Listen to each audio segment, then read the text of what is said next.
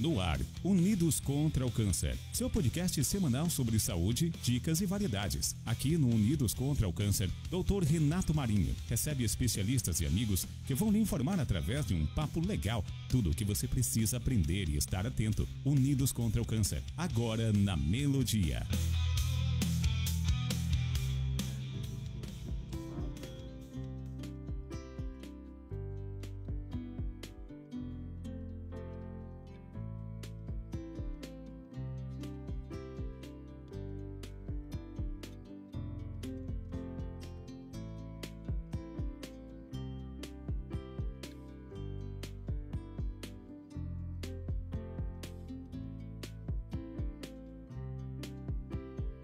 Boa noite a todos que estão aí nos assistindo no YouTube, Unidos contra o Câncer, aos ouvintes da rádio Melodia FM 87.9 de Vitória da Conquista.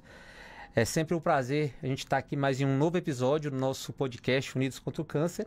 E nosso projeto podcast é justamente trazer convidados, amigos, pessoas especiais para poder realmente discutir, trazer, situações, assuntos importantes que façam diferença na nossa sociedade.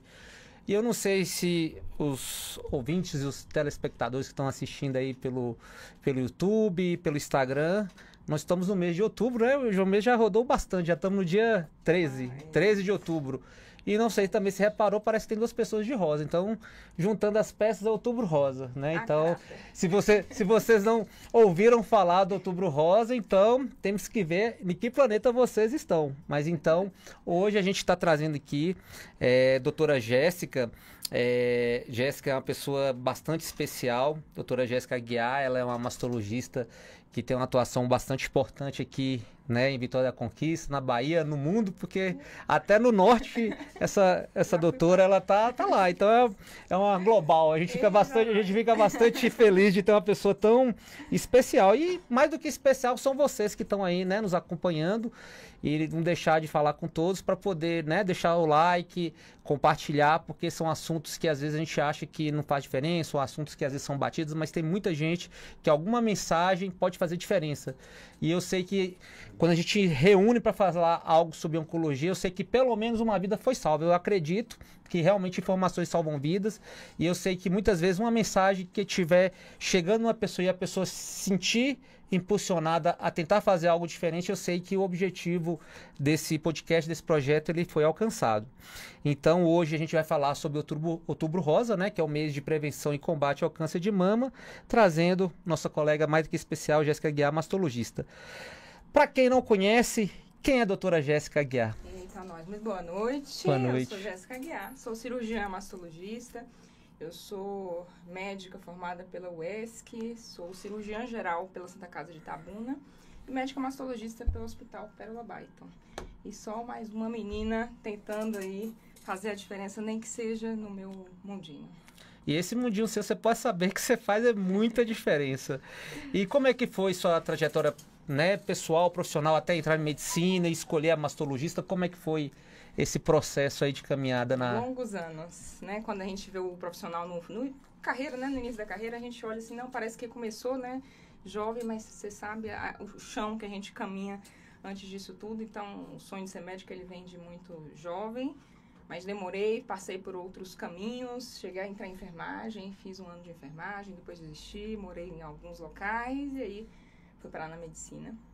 É uma profissão que eu faço com muito amor, com muita dedicação, que eu acho que a medicina está precisando de médicos que sejam mais dedicados ao que fazem, mais responsáveis com o que fazem, então eu tento fazer a diferença dessa forma, dando o meu melhor para o meu paciente.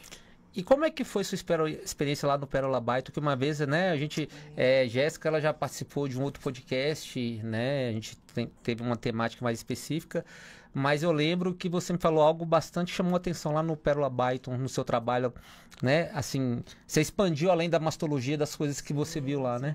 A mastologia é uma área, você bem conhece, ampla, né? Quando a gente fala de cuidados com a paciente, cuidados com a mulher. E o Pérola, ele tem, né? Não mais com o nome Pérola Baiton, hoje é o Hospital da Mulher, referência na América Latina.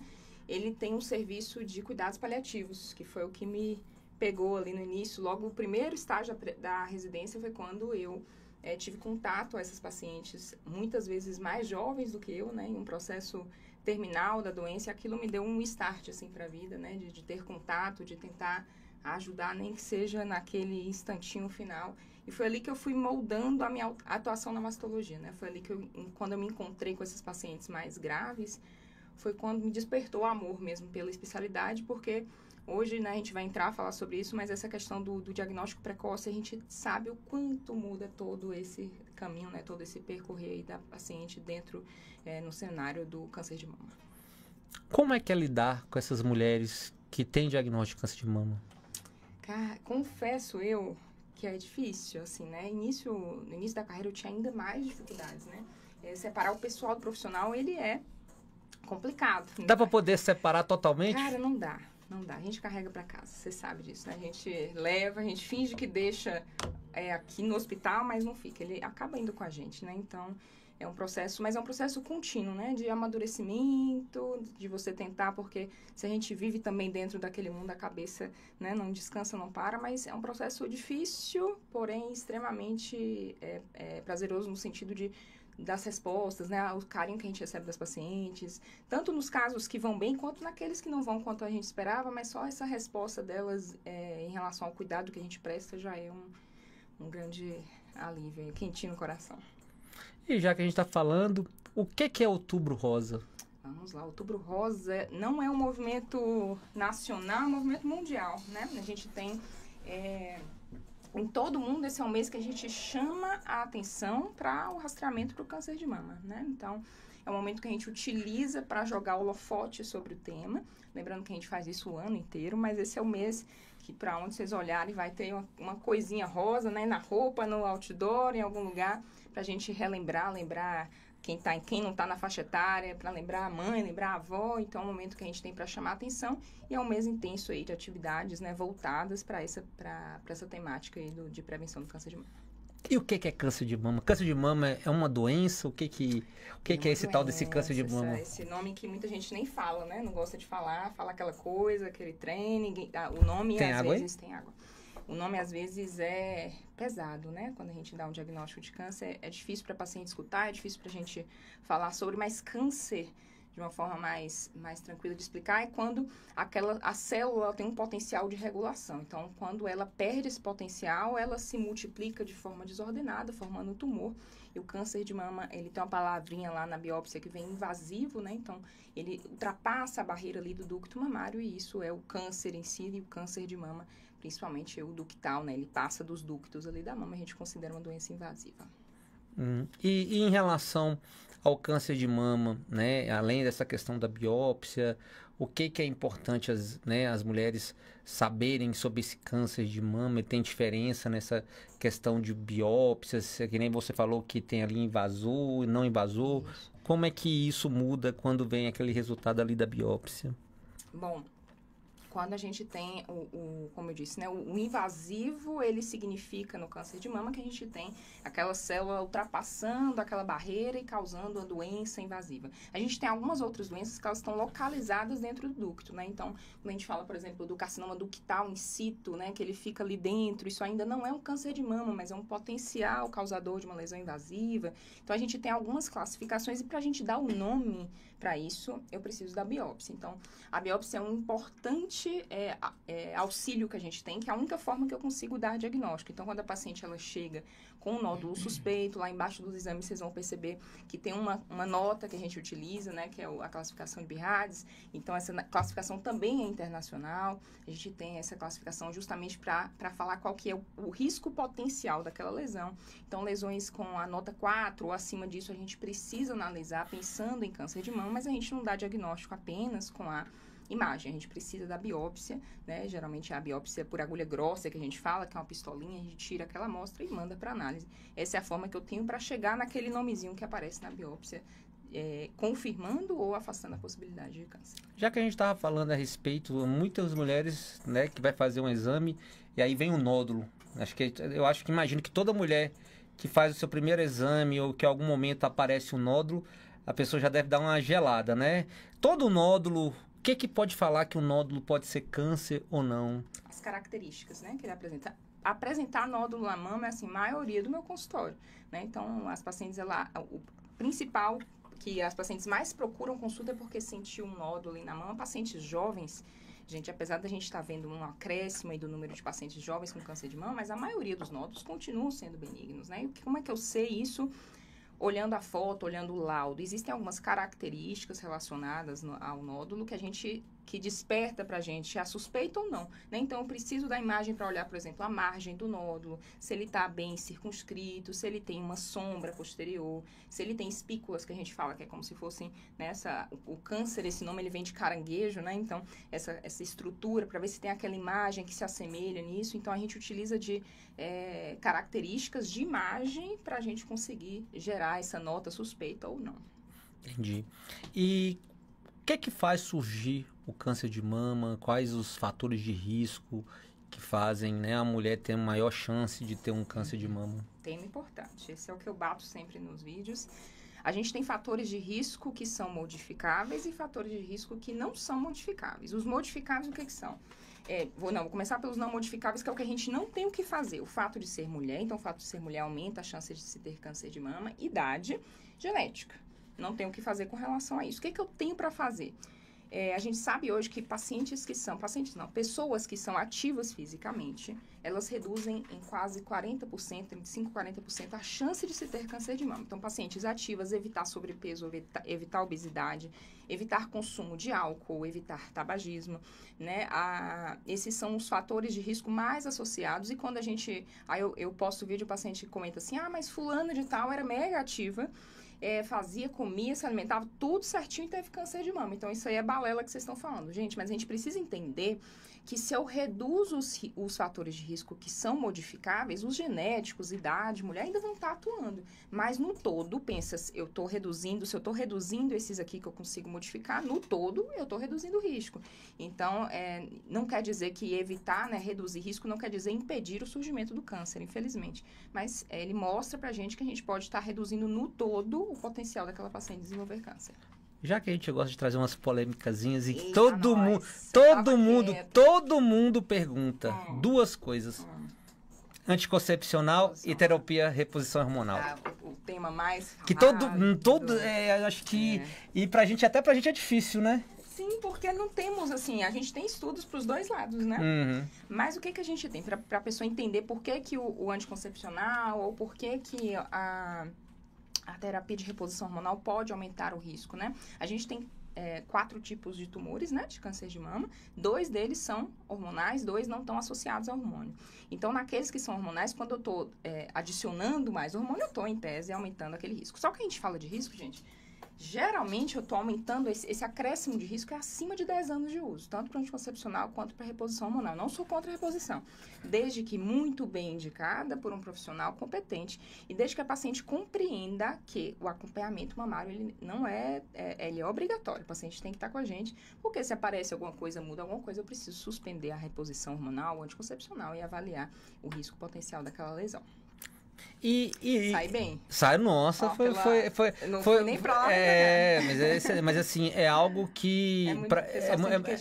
Sempre questiona e até para os profissionais sim. É difícil e o ruim é que às vezes tem pessoas que advogam para um lado e para o outro são xiitas muitas vezes e a gente sabe como é que a questão de medicina e saúde, como é que muda toda hora, né? Eu acho que nada que é muito extremo funciona. Né? Uhum. Então, a gente fala hoje, inclusive, de reposição hormonal, tema polêmico também, tópica vaginal em pacientes que tiveram câncer de mama, né? Então, a gente sabe que nenhum tipo de extremismo na medicina, ao meu ver, ele é válido, né? Então, a gente precisa avaliar caso a caso. E o que você vê, assim, a respeito da parte genética? O que chama atenção muitas vezes? Que talvez aquela paciente ou ela tenha, talvez, alguma coisa hereditária? O que às vezes pode chamar atenção? Uma coisa que é pensamento comum é que eu não tenho câncer na minha família, eu não preciso me preocupar. E não é assim, né? A gente sabe que a grande maioria dos casos de câncer de mama não tem relação com história familiar. Né? Todo câncer é genético, mas a gente com relação a ter um familiar próximo com a doença. Então, hoje a gente tem que pacientes que desenvolvem um câncer muito jovens, principalmente abaixo dos 40, principalmente abaixo dos 30, 35 anos, a gente tem que é uma população que geralmente está associada a uma mutação genética, né? A gente tem alguns genes aí que estão mais associados a isso, BRCA1, BRCA2, não sei se vocês já ouviram falar, mas a gente percebe que quando o câncer ele se desenvolve em pacientes mais jovens, geralmente está associado a essas mutações, e é importante se descobrir essas mutações, porque a gente tem condutas a serem tomadas nessas pacientes, nos familiares dessas pacientes, para a gente tentar reduzir o potencial risco de desenvolvimento da doença.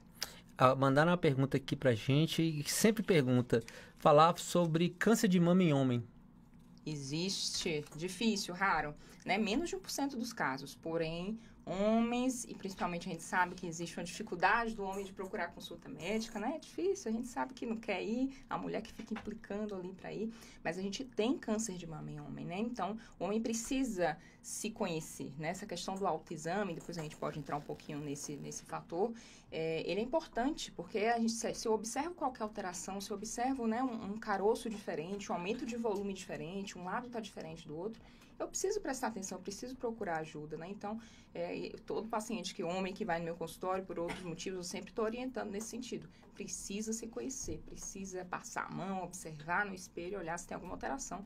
Entendo, precisa procurar ajuda médica. Já falando nisso, conta aí pra gente o que é a importância aí desse autoexame. Bom, a gente tem uma cartilha do Ministério da Saúde que ele coloca contraindicando o autoexame. Porém, ela contraindica o autoexame como método de rastreamento, né? Então, a gente não troca o autoexame. O autoexame é o quê? Você tocar sua mama e sentir sua mama por o exame. Então, o se tocar, ele não pode substituir o exame de imagem, mas ele é um potencial auxiliador. Nos intervalos, né? Exatamente. Eu sou fã, todas as minhas pacientes eu oriento que se conheçam, por quê? A gente tem a orientação hoje em dia, mulheres de 40 anos, a gente utiliza da mamografia anual, em alguns casos ultrassom associada. E nesse meio tempo, você faz o quê, né? Só vai ficar vendo uma vez ao ano a mama? Então, eu acho que o autoexame, ele possibilita que, nesse intervalo, inclusive, existe câncer de intervalo. Pode acontecer da paciente fazer um exame hoje, não tem nada, e daqui a um ano ter câncer, né? O câncer de intervalo que a gente fala. Então, o autoexame, eu acho que auxilia nisso aí. Por mais que o tumor, nesse tempo, em tese, se não for um tumor potencialmente, né, que cresce muito rápido, talvez seja pequeno, mas se a paciente nota uma diferença, ela nota um bico do peito que entrou, ou a pele que mudou, uma vermelhidão, a pele ficou com a textura diferente, ela não vai esperar o exame daqui a um ano, ela vai voltar antes. Então, se a paciente não tem costume de se tocar, de olhar, de observar as mamas, ela perde esse time, às vezes, né? Então, a importância para mim é isso. Eu indico e estimulo, lembrando que não está substituindo o exame médico, não está substituindo o exame, mas ele me ajuda a rastrear. Eu costumo dizer para meus pacientes que o rastreamento é o exame, sou eu e a paciente. Sozinha com o exame não funciona, né? Nós somos um time, então todo mundo precisa estar engajado aí nessa busca. Explica aí para as mulheres, para a gente, como é que é o autoexame, qual o período, como é que é esse autoexame? Uma vez ao mês é o suficiente, assim, também não é para ficar na paranoia, né? Porque a gente fala assim, daqui a pouco autoexame a cada 10 minutos. Aí não tá dando, porque vai gerar o quê? Dor, nostalgia, e a paciente vem atrás de mim achando que tá doente, porque a mama tá doendo, mas na verdade é o quê? Tá apertando. Machucando. Mas uma vez ao mês é suficiente, debaixo do banho, passa sabonete pra mão escorregar. E assim, a mama, quando a gente vai tocar, quem nunca tocou a mama e aí vai perceber, o que a gente sente? Várias ondulações, né? A mama ela é formada por glândulas, são vários grupinhos. Então, quando você passa a mão, você vai sentir essas ondulações ali. Então, quem nunca sentiu vai assustar, falar, meu Deus, tô cheia de nódulo. Mas, na verdade, são as glândulas. Então, qual que é a vantagem disso? Você se conhecendo, você vai perceber, bom, isso aqui eu sei que é glândula, mas apareceu uma coisa diferente aqui. Então, eu recebo vários pacientes jovens que começam a fazer o autoexame e aí pegam a mama é mais glandular, a mama é mais densa, que a gente fala. Então, pegam, sentem uma coisa diferente ali, vai, doida, desesperada, e quando eu vou ver é só glândula, isso acontece. Mas eu acho que é uma educação que vale a pena, porque a gente traz essas informações. Então, como é que eu faço o autoexame? Além do toque, que é o mais importante, eu não peço para ficar espremendo, para ver se sai líquido. O importante é observar, para mim, se vai sair, se vai sujar o sutiã. E fazer movimentos em frente do espelho, né? Levanta o braço, abaixa o braço, né? Faz movimentos para trás, para frente, para quê? Para observar se vai ter alguma retração na pele, se vai ter alguma mudança, né? Uma mama diferente da outra. Uma mama diferente da outra, uma coisa que você não tinha percebido no espelho, você vai ver uma vermelhidão, ou uma área que está meio assimétrica. Então, é basicamente observacional mesmo. E os exames, a frequência, o tempo hoje, de que idade até que idade, geralmente? Hoje a gente tem, para a população no geral que eu digo, são pacientes que não têm risco familiar. A gente tem o exame com mamografia e agora a gente conseguiu algo inédito aí, que a gente fica muito feliz. Antigamente, vou falar antigamente, né? Mês passado agora. no SUS, a gente não conseguia indicar, principalmente nas unidades, mamografia antes dos 50 anos, né? E aí, depois de muita briga, muita conversa, a gente conseguiu reduzir ainda bianual, né? Ainda temos essa briga aí, mas só de ter chegado 40 a gente já está feliz. Então, a partir dos 40 anos, todo ano, mamografia. É claro que, por isso que precisa, não é só fazer a mamografia e largar o exame lá, porque a gente tem alguns exames, por exemplo, que a nota vem diferente, vem um BIRADS 3, e aí eu preciso, ao invés de repetir só daqui um ano, eu repito com 6 meses. Então, não é só fazer o exame e deixar, é fazer o exame e pedir o médico para analisar. E em relação a esses exames, tem algum exame diferente que às vezes pode usar, ou alguma biópsia diferente que faz para quando vem, né, alguma alteração? Como é que geralmente tende a lidar com esses pacientes? Bom, a gente tem basicamente três exames que são os mais utilizados para mama. Mamografia, que é o nosso principal. Por que é o principal? É o único exame hoje que a gente utiliza para rastreamento pelo seu potencial redutor de mortalidade das pacientes. Então, se eu diagnostico uma lesão inicial, o potencial disso é reduzir a mortalidade. Ultrassonografia é um método complementar à mamografia, não é um método indicado para rastreamento único. Por isso, porque tem que fazer mamografia, se o ultrassom não dói, faz só ultrassom, não, basta. A mamografia ela é importante porque só ela consegue ver calcificação. E existem algumas doenças como o carcinoma in situ, né, que é um passinho atrás do câncer, ele vai se mostrar na imagem como calcificação. Então, se eu não faço uma mamografia, eu não consigo ver, porque é uma lesão que eu não consigo sentir, o ultrassom não vai conseguir ver. Então, eu tenho ainda a ressonância mamária, não é um exame que a gente pede para todo mundo, é um exame que a gente pede quando a gente tem discordância, quando eu tenho dúvida, porque é um exame que cora tudo, né? Então, a gente fala que ele é muito sensível, pouco específico. Então, às vezes, ele confunde mais do que ajuda, então a ressonância a gente utiliza geralmente pacientes mais jovens, ou nesse caso que eu falei de discordância, mas basicamente fica nesses 3 tipos. Biópsia, nós temos algumas formas, né? Mas, por exemplo, eu tenho uma lesão que eu só vejo num método, eu preciso biopsiar por esse método, né? Então, se eu tenho uma lesão que só vejo na mamografia, eu tenho que fazer biópsia por mamografia. Então, a gente tem punção de agulha grossa, punção de agulha fina. A gente tem as mamotomias, que ajudam muito hoje, que é como se fosse uma cirurgia ali na aspiração. Basicamente, a gente fica entre essas aí. O que muda é o método que a gente faz, porque é o método que vai melhor mostrar qual lesão é o que a gente vai usar para biopsiar. E o que é que se imagina hoje de ter, assim, você percebe que está aumentando a quantidade de pacientes com diagnóstico de câncer de mama? Tem alguma explicação? O que você imagina em relação a isso, assim, É um tema ainda difícil, assim, porque não se tem uma resposta clara sobre isso, né? O que a gente sabe é que estilo de vida, né, acaba influenciando diretamente nesse potencial de risco de desenvolvimento, mas não temos ainda exatamente uma resposta clara, mas sim, estamos vendo aí um acréscimo no número de casos de câncer de mama e principalmente em mulheres mais jovens, que é algo que assusta, né, bastante. E por isso que a gente sempre estimula essa questão do autoconhecimento. A gente não tem um rastreamento para meninas mais jovens, né? O rastreamento, as mulheres mais jovens, elas vêm até o mastologista, até o gineco, se elas sentem alguma coisa na mama, né? Então, talvez é um ponto que a gente precisa discutir daqui para frente, se a gente continuar vendo esse acréscimo, mas hoje a gente tem um dado, hoje assim já tem um tempo, mas 1 em cada 8 mulheres vai desenvolver o câncer de mama durante a vida. Então, um número muito alto, né? É a doença que mais mata mulheres hoje no país e estamos num país que temos algumas desigualdades, né, algumas dificuldades de acesso a métodos, então em regiões que a gente não consegue acessar exames de rastreamento, mamografia, ultrassom, punção, a gente tem um aumento aí do número de casos que são mais avançados. E quanto mais tarde a gente diagnostica o câncer, mais difícil ele é de tratar e mais difícil da gente conseguir chegar à cura.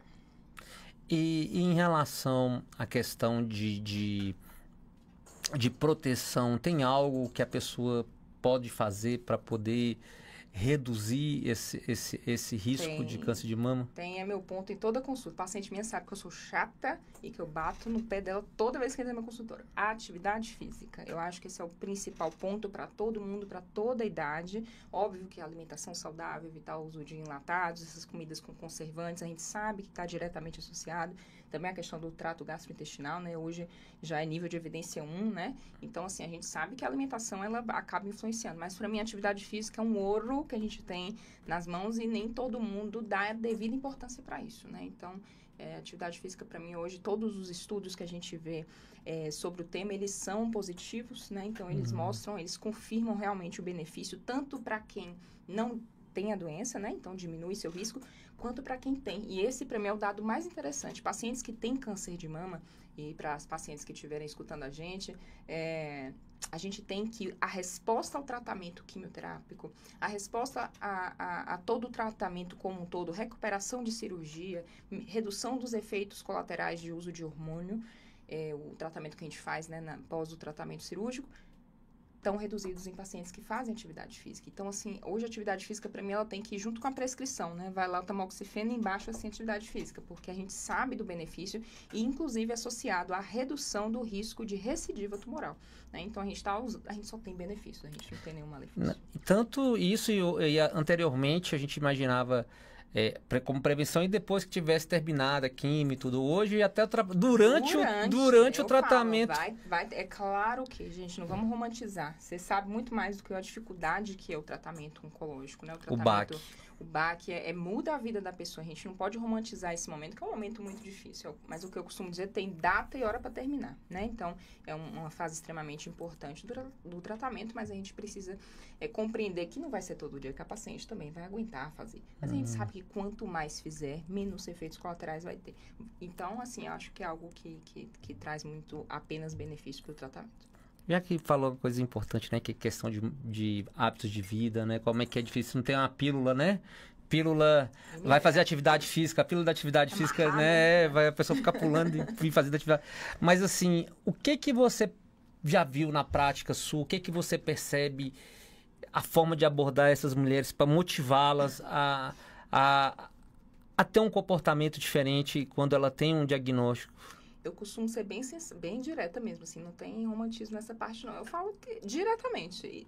O fato as pacientes, e hoje a gente tem um país, né, vou falar do Brasil, que está em sobrepeso, que está em obesidade, e a gente sabe que isso está associado a câncer, ponto final. Então, assim, isso aí não tem como passar a mão na cabeça. Então, obviamente, eu mostro os benefícios. Eu sempre, quando eu tô escrevendo na amnésia, eu tô botando sedentária aqui. Então, quando a próxima vez você vai voltar. E assim, gente, não é pra diminuir. Eu só faço uma caminhada. Ok, faz o com que você tem. Se você pode fazer 15 minutos de caminhada por dia, beleza, vamos fazer 15 minutos. Então, assim, não precisa também ser a Graciane Barbosa e viver na academia. Ninguém tem tempo pra isso, né? A vida é corrida pra quem trabalha de verdade. Então, assim, é muito você cobrar de um trabalhador que tá ali o dia todo, trabalhando de 7 a 7, chega em casa cansado e passar 1 hora na academia. Então, não é bem por aí. Mas eu acho que a gente tem que fazer com o pouco que a gente tem. Então, 15 minutinhos por dia, gente. A gente consegue 15 minutinhos para tentar reduzir esse risco.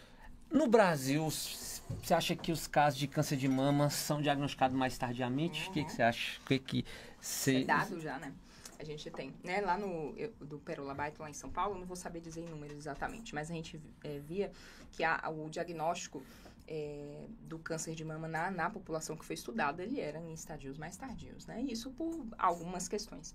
Dificuldade ao acesso, como eu disse, a exames de imagem, né? Então, a paciente que procura ajuda e não consegue, é um grupo. Daquelas pacientes que sentem e têm medo, então escondem. E também um grupo que me incomoda bastante, que são as pacientes idosas, que eu tenho recebido muito aqui na cidade, na região, que escondem da família, né? Então tem aquela cabeça, sabe que é alguma coisa grave, mas tem medo de dividir com a família. E aí pensa que vai dar trabalho, então elas acabam escondendo. E o trabalho vai dar depois, vai ser maior. Quanto mais demorar, o trabalho vai ser maior. E ela, às vezes, não tem essa percepção. Eu tenho trabalhado muito com as pacientes em consultório. Assim, tem mulher idosa em casa, pergunta, né? Veja como é que tá, questione, porque elas têm essa tendência de esconder. Isso é triste porque a gente acaba diagnosticando, né? Então, esses grupos, né? Num todo, a gente observa que a gente tem, infelizmente, assim, vamos ver com essa mudança agora de mamografia mais recente, não sei como é que será o acesso, né? Se a gente vai ter maior número também, ou se é só algo aí, assim, só vivendo no mundo das ideias, mas a tendência é que a gente, quanto mais exame a gente faz, mais diagnóstico precoce a gente dá. Mas o que a gente tem que pensar também é que quanto mais diagnóstico eu dou, mais eu preciso gastar com o tratamento disso. Então, o estado precisa estar, né, o todo tem que estar preparado para esse, não é só diagnosticar. Então, por isso que eu bato nessa questão do rastreamento, carretas, e a gente precisa saber que eu preciso dar um diagnóstico, eu preciso dar uma conduta e tratamento. Não adianta só diagnosticar para botar lá no papel, eu preciso chegar ao final disso. Doutora Jéssica tá andando assim por uma rua, né? E aí ela encontra uma lâmpada mágica. Aí tem lá um gênio, aí você esfrega, tem um gênio lá, e aí o gênio pergunta pra você, você tem direito a um desejo para que mude a mortalidade por câncer de mama. Qual é esse desejo? O que você faria para escolher uma coisa que poderia fazer que mudaria? Difícil isso. Mas você só tem direito a um desejo. Só uma coisa? Só uma coisa. Poxa. Difícil, porque se eu vou no exame de imagem, rastreamento precoce, eu falar que não existir o câncer é tópico demais. Não, aí é trabalho demais. Mas o que você percebe no sistema público, se você fosse falar assim, isso aqui fosse a primeira coisa que você imaginaria que deveria ter de mudança? Cara, para mim é acesso ainda. O acesso é dificultado, assim, a gente tem, eu trabalho no sistema público, tem paciente esperando muito tempo por consulta, né? E não era para ser assim. Talvez essa organização tivesse um fluxo melhor. Eu bato muito no tema de que a gente precisa organizar a atenção básica. É lá que o paciente vai entrar de primeira. E às vezes a gente já começa o atraso dali, né? Então a paciente que era para ser diagnosticada e encaminhada diretamente ao setor que vai resolver aquele caso, ela não consegue chegar porque o sistema ali não funciona. Então, se a gente conseguisse atuar de uma forma mais efetiva na atenção básica e estruturar esse sistema de uma forma que fosse mais organizada, eu acho que o acesso mudaria e a gente teria mais efetividade no que a gente faz. Eu acho que... E mais profissionais também, está faltando profissionais que queiram trabalhar no SUS, né? Porque é trabalhoso, você tá lá, você sabe, e a gente precisa de mais pessoas ali para dar mais corpo a esse trabalho. E você acha que nessas questões de ter mais profissionais, você acha que os gestores, os políticos, eles fazem as condições para que tenha mais esses profissionais na rede pública? Não, né? Estímulo... Algumas questões, né? Mas hoje eu acho que a gente está vivendo uma era da medicina preocupante também, né? Com relação a essa disponibilidade de abertura de novos cursos, porém sem um estímulo para a formação de médico especialista mesmo, né? E várias outras questões de remuneração, questão de acesso, grupo fechado, é algo bem complexo, assim, e que eu espero que estejamos na pior fase. Eu prevejo assim que a gente vai melhorar, mas é meio complexo porque eu não vejo estímulo de nenhuma parte para que essas medidas, essa educação continuada, que eu acho que é daí que a gente precisa incentivar, tem algum estímulo nesse sentido. No mundo ideal, quando que a pessoa deveria procurar um mastologista? Cara, para mim, assim...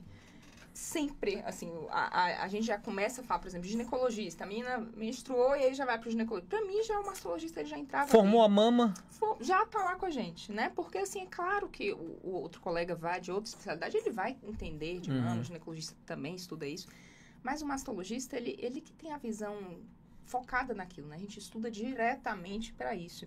Então, é uma sensibilidade diferente. Às vezes, hoje, por exemplo, abre um tema que a gente está com muita dificuldade de exames de imagem de qualidade. Não estou falando de Vitória da Conquista e região, estou falando na questão nacional. E o que acontece? Se eu não tenho essa questão crítica de avaliar aquela imagem de uma forma crítica e dar uma conduta baseada na imagem, não no laudo, eu estou perdendo, deixando passar coisa aí.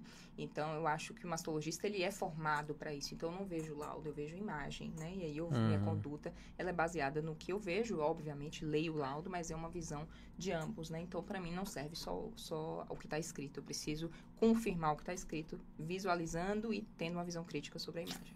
Se fosse fazer, assim, a técnica, assim, a melhor técnica para tentar sensibilidade e conseguir ver o máximo possível, tem alguma técnica, alguma coisa de mamografia que faça realmente a diferença de conseguir ver essa mama melhor, de detectar essas alterações? Sim, sabe o quê? Boa formação. Né? O que acontece? Hoje a gente vê, como um todo na medicina, cursos de final de semana, né? E aí a gente está colocando profissionais no mercado que se dizem especialistas naquela área, e mama é uma coisa... Tô falando da minha área, tô falando ainda dos outros, mas da minha área, mama é uma coisa muito difícil de se ver, né? Então, se eu não tenho um profissional que ele está adequado, que não tem um material, é óbvio que, gente, um aparelho novo, né? Um aparelho de qualidade, que gere uma imagem de qualidade para o profissional, ele é importante. Mas o mais importante é quem está ali atrás daquela tela, é quem está laudando, né? Então, investir numa formação de qualidade para pessoas de qualidade, para gerarem exames de qualidade. Então, assim, é óbvio que temos mamografia contrastada, né? Essa evolução dos métodos, mas o básico funciona. O básico funciona. E eu acho que o básico bem feito é melhor do que qualquer dessas firulas. A gente utiliza disso, mas o básico bem feito, ele ainda é o principal ponto para a gente diagnosticar doenças mamárias. Algo específico nas mulheres pretas em relação a câncer de mama? Tem alguma diferença? Você percebe alguma diferença? Temos. Isso também de literatura, né? Existe um risco aumentado. Não vou saber dizer em números, mas a gente tem mutações mais associadas à população negra. E a gravidez? Porque a gente, como profissional, parece que na gravidez você percebe cânceres mais agressivos ou então cânceres que são diagnosticados mais tardiamente. O que você vê de diferente? O que é uma visão em relação ao cuidado da mama na gravidez? O que acontece? O câncer, quando ele aparece em populações mais velhas, em tese, ele é menos agressivo. Quando ele aparece em populações mais jovens, em tese, ele é mais agressivo. Então, quem está engravidando é a população jovem, né? Então, quando a gente tem o surgimento nessa idade, principalmente mulheres mais jovens, e no momento da gestação, a gestação ela está dando um boom hormonal, né? Então, se ela já tinha um fator de risco previamente, a gente pode desenvolver nessa fase. Mas qual que é a dificuldade nessa fase? A mama, no momento da gestação, ela está muito hipertrofiada, né? Então, as glândulas estão ali todas inchadas, todas maiores, então às vezes é difícil de palpar. Então, mesmo a paciente que tem costume de sentir a mama, ele cresce ali, a mama está inchada, ela não vai sentir, ou então associa a coisas da gestação ou da amamentação, né? A paciente, não, isso aqui é leite empedrado, e não vai procurar ver. E o ruim é quando às vezes vai num profissional e o profissional...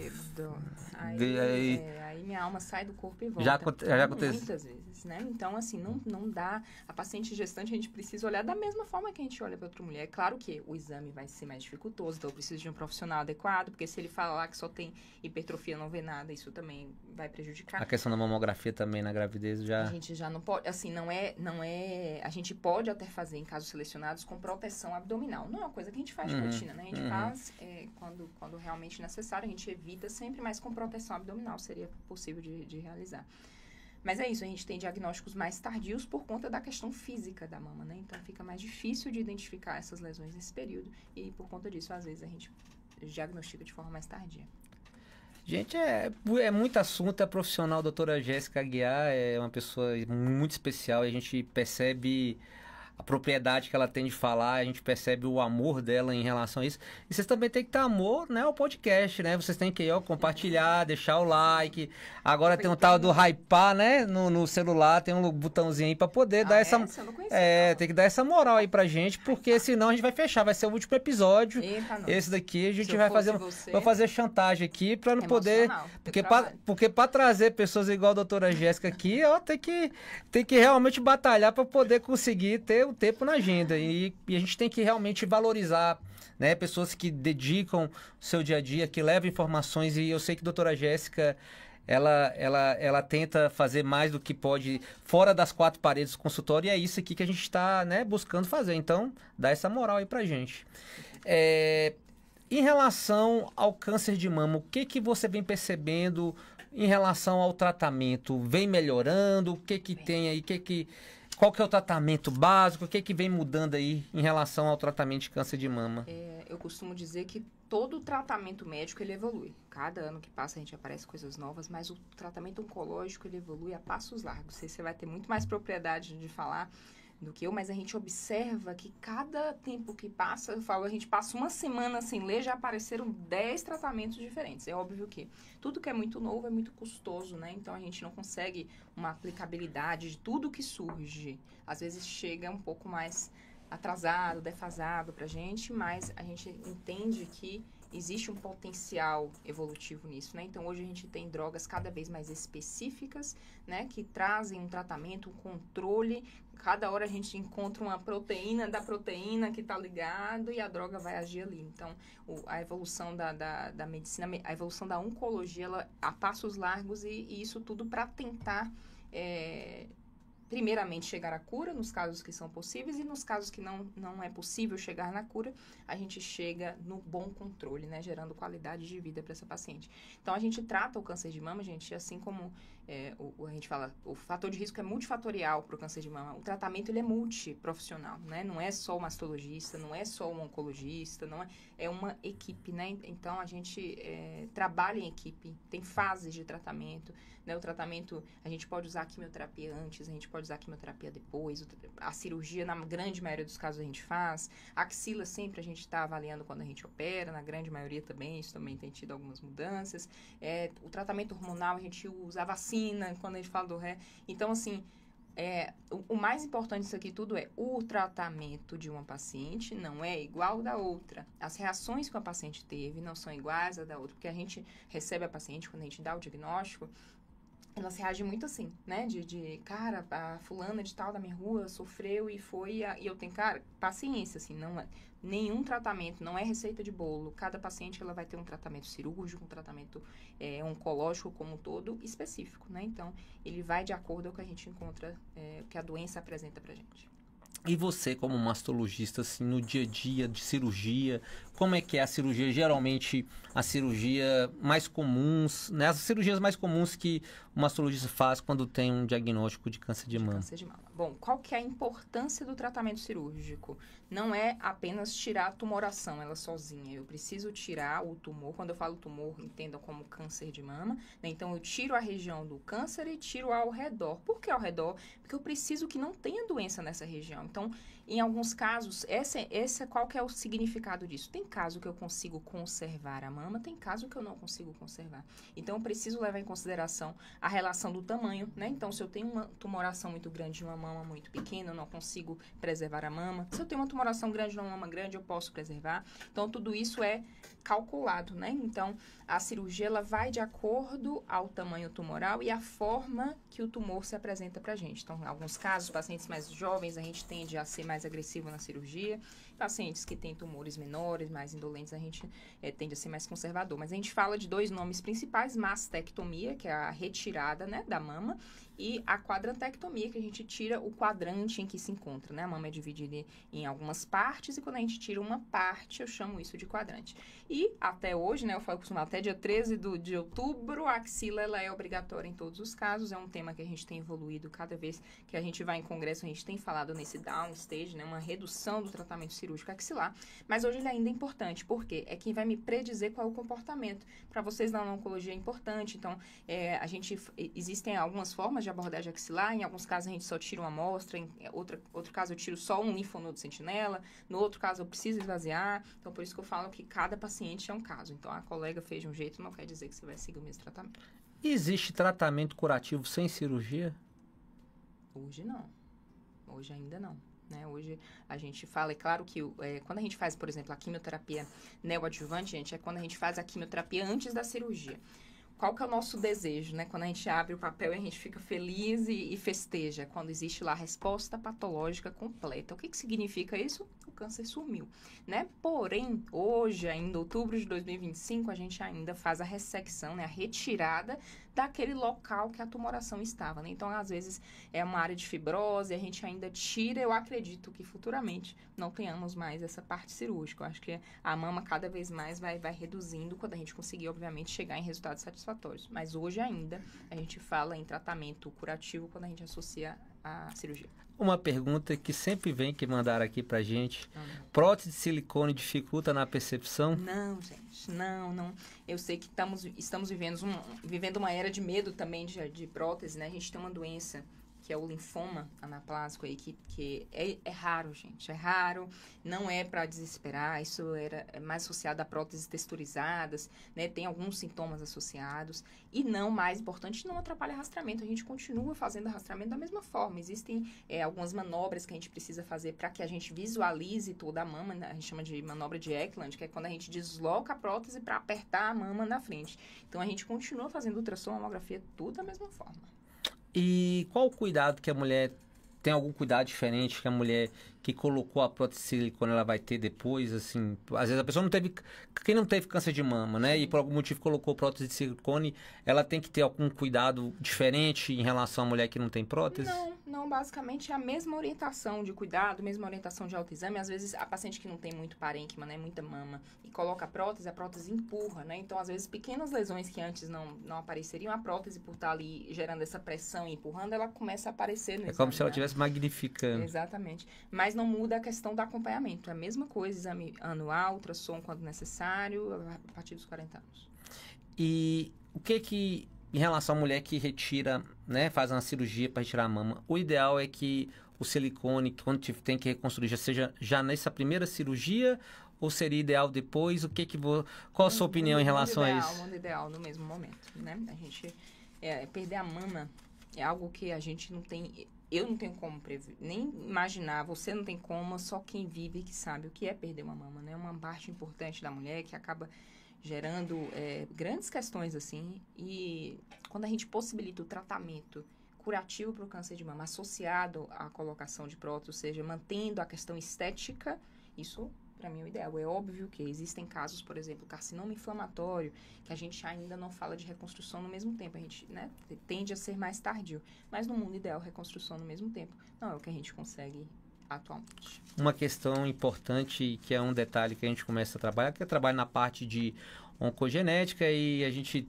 Por isso que quando acontece de ter uma pessoa famosa, é lógico que ninguém quer que tenha ninguém com câncer, mas sempre tem um papel importante, né? Quando você tem uma pessoa, né, que chama atenção e que traz o tema, e a gente teve o efeito Angelina Jolie em 2013, né? Que questão ainda de persiste, né? de mutação, né? Sobre mutação BRCA.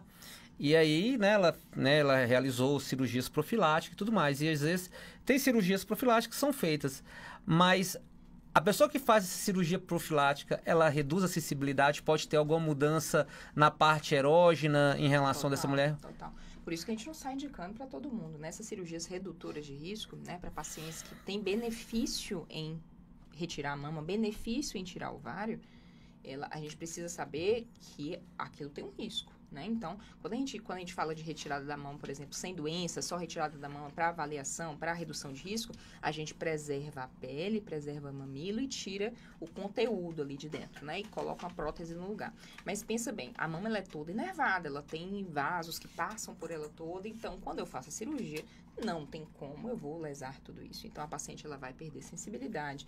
Existe um risco potencial de complicação pós-cirúrgica, de necrose, né, de perda da cirurgia. Isso acontece, né? Então, por isso que essas cirurgias, quando indicadas, elas são muito bem estudadas antes, né? É quando realmente o benefício genético, principalmente, ele ultrapassa essas questões dos riscos relacionados à cirurgia, né? E pense bem, por exemplo, falando da parte ovariana, você retirar o ovário de uma mulher jovem, né? Você está induzindo uma menopausa, né? Então, são muitas questões, né? Lidar com a menopausa numa paciente muito jovem é muito complexo.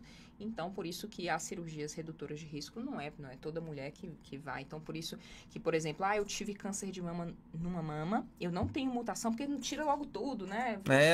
Então a pessoa que tem um diagnóstico de câncer de mama, ela quer tirar as duas mamas. Tirar as duas mamas, não tem sentido isso, né? Porque isso pode, assim, destruir a vida de uma mulher, depender do que for. Então, quando o risco ele ultrapassa o benefício, não tem por que a gente indicar retirar. E em relação também aos profissionais, porque às vezes o profissional fica tentado e faz, porque assim, também se tudo correr bem, né?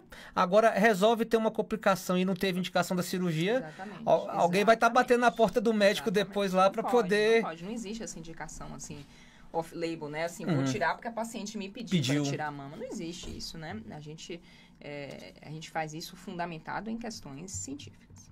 Uma pergunta aqui, ó.